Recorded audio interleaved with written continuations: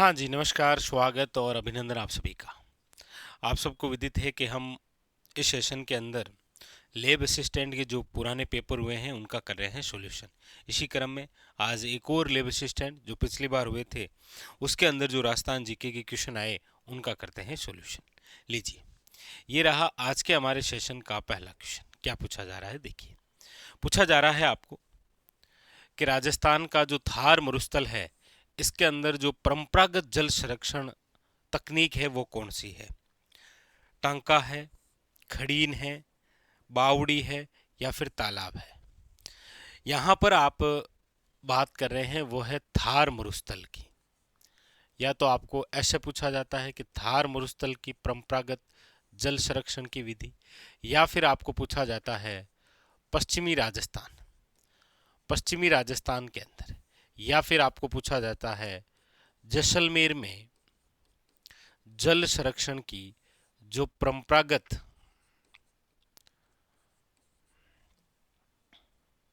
जैसलमेर में जल संरक्षण की जो परंपरागत तकनीक है वो कौन सी है। तो आप कहेंगे सर वो है खड़ीन। ये जो खड़ीन है इसकी शुरुआत जो है वो याद रखिएगा 15वीं शताब्दी के अंदर पालीवाल ब्राह्मणों द्वारा की गई। पालीवाल ब्राह्मणों द्वारा आज भी जैसलमेर के अंदर आप देखेंगे तो 500 से ज़्यादा जो है वो क्या है, खड़ीन है। तो यहाँ थार मरुस्थल पूछे, पश्चिमी राजस्थान पूछे, या फिर जैसलमेर नाम देकर आपको पूछे, जिले का नाम देकर, कि परंपरागत जल संरक्षण की जो तकनीक है वो कौन सी है, याद रखिएगा खड़ीन।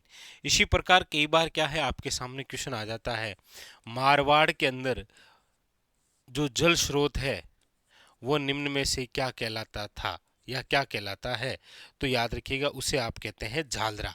इसीलिए आप पढ़ते भी हैं कि जोधपुर में दो झालरा है, एक तो है तूर का झालरा, आपने नाम सुना भी होगा, और एक है आपके महिला बाग का झालरा। एक तूर का झालरा है और एक महिला बाग का क्या है, झालरा है, याद रखेंगे। ये दो झालरा है आपके जोधपुर के अंदर। ठीक है, आगे अगला क्वेश्चन लीजिए क्या कह रहा है देखिए। अगला क्वेश्चन है आपके सामने, पूछा जा रहा है राजस्थान के कौन से जिले नर्मदा नहर परियोजना के अंतर्गत शामिल किए गए हैं। यानी कि राजस्थान के ऐसे कौन से जिले हैं जो कि आपको नर्मदा नहर परियोजना में दिखाई देते हैं। नर्मदा नहर परियोजना आप सब जानते हैं जिसका उद्गम जो है वो आपके सरदार सरोवर जो बांध है यहाँ से होता है। ये भी कौन सी नदी पर है, तो आप कहेंगे सर नर्मदा नदी पर है। आप सब जानते हैं कि ये हमारे राजस्थान की पहली ऐसी फर्स्ट ऐसी नहर परियोजना है जिससे फर्स्ट जो नहर है वो एक ऐसी नहर है जिससे सिंचाई सुविधा जो है वो आपके कौन सी पद्धति से होती है। आप कहेंगे सर इजरायली पद्धति से, यानी कि फंवारा, या फिर आप इसे कहते हैं बूंद बूंद सिंचाई पद्धति से होती है। तो राजस्थान की वह पहली नहर परियोजना जिससे सिंचाई सुविधा जो है वो फंवारा, बूंद बूंद या इजरायली पद्धति से, तो याद रखिएगा वो है नर्मदा नहर परियोजना। ये हमारे राजस्थान के जिस क्षेत्र से प्रवेश करती है वो है सिल्लू गांव, याद रखिएगा। और सिल्लू गांव जो है वो आपके कहाँ पर है, याद रखेंगे जालोर में। और इसका जो अंतिम छोर है वो है गुड्डा मालानी, और गुड्डा मालानी कहाँ पर है, बाड़मेर में। तो आप कहेंगे सर इससे जो लाभान्वित जिले हैं वो जालोर और बाड़मेर दो हैं, जालोर और बाड़मेर। तो आप कहेंगे सर ऑप्शन नंबर क्या है, सी इज द करेक्ट आंसर। ये जो नर्मदा नहर है इसकी जो कुल लंबाई है वो तो है 532 किलोमीटर, लेकिन राजस्थान के अंदर जो लंबाई है वो है 74, याद रखिएगा। क्योंकि एक शिफ्ट के अंदर क्वेश्चन ये पूछा गया था राजस्थान में लंबाई, यहाँ पूछा गया था इससे लाभान्वित जिले। ठीक है, अगला अगला है आपके सामने, लीजिए। पूछा जा रहा है सेई परियोजना का संबंध जो है वह है, सेई परियोजना का संबंध किससे है, जवाई बांध से है, टोडी सागर बांध से है, खारी बांध से है, या मोरेल बांध से। सबसे पहले देखिए ये जो सेई परियोजना है ये आपके कौन सी नदी पर है? तो शेई नदी पर है। अच्छा, कौन से जिले में है? तो आप कहेंगे सर ये है उदयपुर के अंदर। याद रखिएगा, सेई परियोजना का जो जल है वो कौन से बांध तक पहुंचाया जाता है? याद रखिएगा, जमई बांध को। जमई बांध जो है वो कहाँ पर है आपके? याद रखिएगा, पाली के अंदर है, सुमेरपुर पाली। इसे मारवाड़ का अमृत सरोवर कहते हैं, याद रखिएगा। मारवाड़ का क्या कहते हैं? अमृत सरोवर है ये, जिसका निर्माण जो है 1946 से लेकर 56 तक हुआ है, याद रखिएगा। पश्चिमी राजस्थान का सबसे बड़ा बांध है कौन सा? जमई बांध, याद रखिएगा। तो इस जमई बांध को अतिरिक्त जल जो है वो किस परियोजना से प्राप्त होता है? याद रखिएगा, सेई परियोजना से। तो पूछा गया सेई परियोजना का संबंध किससे है? याद रखिएगा, जमई बांध से। ऑप्शन नंबर जो है वो क्या हो जाएगा? ए इज ए करेक्ट आंसर। अगला अगला जो क्वेश्चन है वो आपके सामने ये रहा, लीजिए।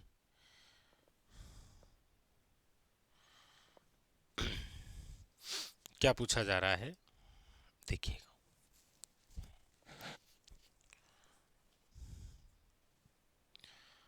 अब क्लियर दिख रहा है आपको? लीजिए, क्या पूछा जा रहा है, देखिए। निम्नलिखित में से कौन सा युग्म जो है वो सही सुमेलित नहीं है? यानी कि इनमें से कौन सा जो है वो सही सुमेलित नहीं है? एक तरफ लिफ्ट नहरों के नाम है और एक तरफ जो है वो लाभान्वित जिले हैं। आपको पूछा जा रहा है कौन सा युग्म सुमेलित नहीं है? तो आप कहेंगे सर पहला है पन्नालाल बारूपाल, यहाँ पर दे रखा है बीकानेर और नागौर। आप कहेंगे बिल्कुल सही बात है सर, कहीं कोई दिक्कत है नहीं। वीर तेजाजी जो है वो केवल एक जिले के लिए ही है, आप कहेंगे सर वो है बीकानेर। तो इस दोनों में तो कोई दिक्कत है नहीं। फिर है बरकतुल्ला खां जैसलमेर बाड़मेर, और डॉक्टर करनी सिंह जो है वो हनुमानगढ़ है। आप कहेंगे नहीं सर, डॉक्टर करनी सिंह जो लिफ्ट नहर है वो आपके जिस जिले के लिए है वो एक तो है बीकानेर और एक याद रखेंगे आप वो है जोधपुर। यानी ऑप्शन नंबर जो है वो डी यहाँ पर क्या दे रखा है? गलत दे रखा है, याद रखेंगे। डी जो है वो क्या है? गलत है। अगला अगला है आपके सामने, लीजिए।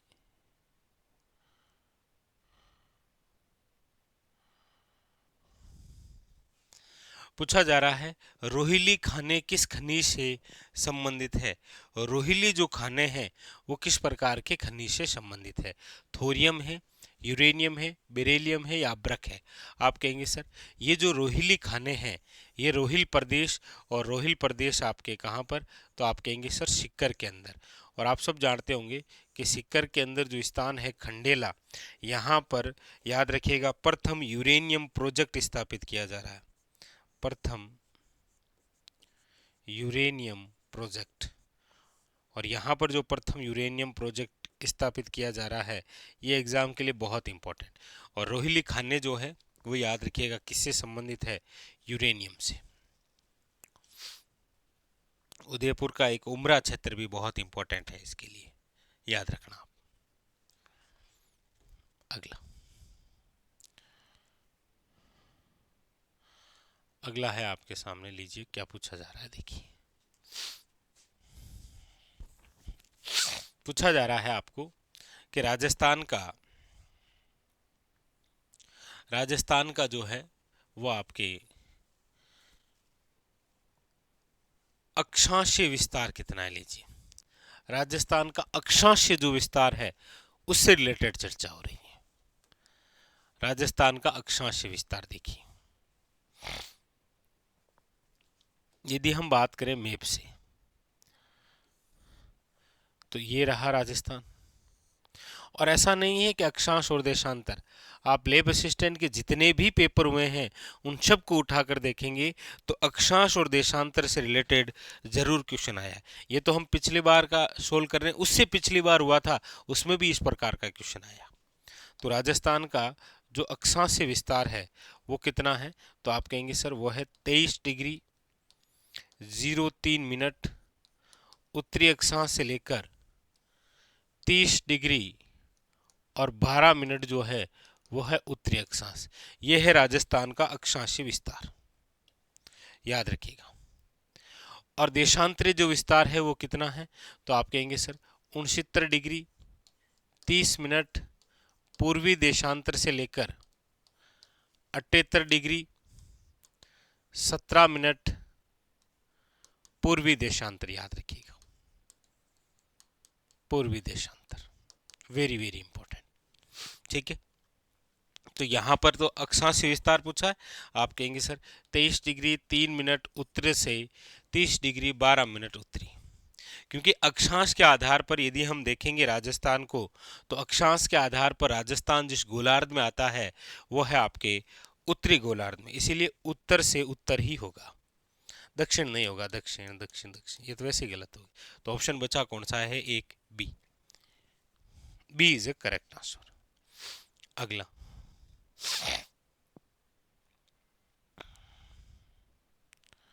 लीजिए अगला, अगला आपसे पूछा जा रहा है, ये रहा, राजस्थान के कौन से प्रदेश में एंटीसोल समूह की जो मृदा है वो पाई जाती है, मिट्टी जो है वो पाई जाती है।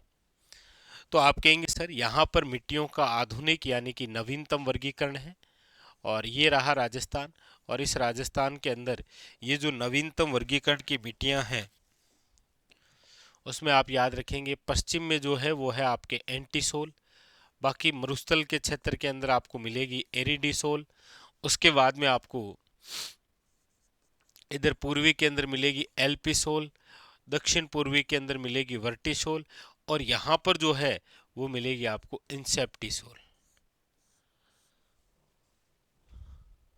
ठीक है, तो यहां पर पूछा है एंटीसोल मृदा, आप कहेंगे सर पश्चिमी, ऑप्शन नंबर जो है वो क्या हो जाएगा आपके सामने, आप कहेंगे सर हाँ बी जो है वो करेक्ट आंसर है, याद रखेंगे। ठीक है,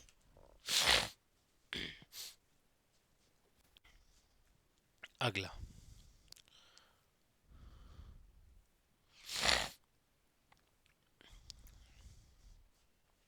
अगला लीजिए, क्या पूछा जा रहा है देखिएगा, अगला है आपके सामने,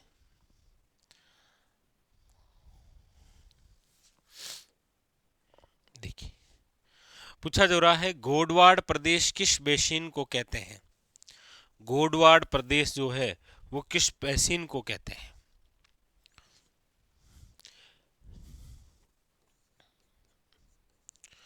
गोडवाड़ प्रदेश, गोडवाड़ प्रदेश से संबंधित है, याद रखिएगा लूणी जमाई बेसिन, लूणी जो जमाई बेसिन है इसे ही आप क्या कहते हैं, घोड़वाड़ प्रदेश। घोड़वाड़ जो प्रदेश है इसके अंदर जो जिले आते हैं उसमें देखो बाड़मेर है भाई, जोधपुर है आपके, जालोर है, पाली है, और हल्का सा सिरोही क्षेत्र भी आता है इसमें, किसमें, घोड़वाड़ प्रदेश के अंदर। तो यहाँ पर गोडवाड़ प्रदेश को ही हम जिस नाम से जानते हैं वो है आपके कौन सा, याद रखिएगा लूणी बेसिन। ठीक है, लूणी बेसिन। अगला, अगला है आपके सामने, लीजिए पूछा जा रहा है मरुस्थलीय क्षेत्र में मिट्टी के अपरदन को रोकने के लिए क्या किया जाना चाहिए, यानी कि मरुस्थल जो क्षेत्र है वहां पर मिट्टी का जो अपरदन है उसको यदि रोकना है तो रोकने के लिए क्या किया जाना चाहिए। फसलों के हेरफेर को अपनाना, वृक्षों की पट्टी लगाना, खेतों में मेड़बंदी करना, चारागाह को विकसित करना। वैसे तो आप कहेंगे कि सर ये सारे ही लग रहे हैं, लेकिन इसमें सबसे उपयुक्त जो इसका उत्तर होगा वो है आपके वृक्षों की पट्टी लगाना, ज्यादा से ज्यादा जो है वो क्या है, पेड़ लगाना। ऑप्शन नंबर जो है वो है आपके सामने बी इज करेक्ट आंसर। अगला,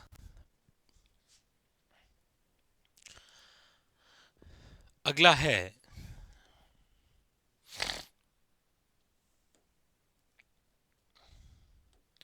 रामगढ़ विषधारी अभियान को किस स्वरूप में अधिसूचित किया गया है, बताइए। तो आप कहेंगे सर ये जो रामगढ़ विषधारी वन्यजीव अभयारण्य है ना, इसे याद रखिएगा देश के तो 52वें टाइगर रिजर्व के रूप में और राज्य के चौथे टाइगर रिजर्व के रूप में घोषित किया गया था। अधिसूचित टाइगर रिजर्व याद रखिएगा। बाघ परियोजना और टाइगर रिजर्व की जो शुरुआत है वो कब हुई है, तो याद रखिएगा शुरुआत हुई है 1973 में। जिनके प्रयासों से शुरुआत हुई है उनका नाम है, याद रखिएगा, कैलाश सांकला।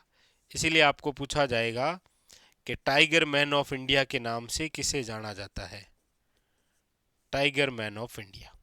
या फिर आपको पूछ लेगा कि कैलाश सांकला का संबंध जो है वो किससे है, तो याद रखिएगा बाघ संरक्षण से। और यहाँ पर भी जो रामगढ़ विषधारी वन्यजीव अभ्यारण्य है ये आपके कहाँ पर है, तो आप कहेंगे सर बूंदी में है, ये याद रखेंगे। ऑप्शन नंबर जो है वो हो जाएगा सी। अगला अगला जो है वो लीजिए, ये रहा।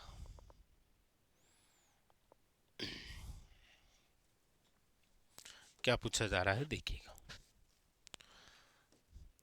पूछा जा रहा है आपसे कि राजस्थान के किस भाग में वालरा कृषि की जाती है। राजस्थान के कौन से भाग में वालरा कृषि।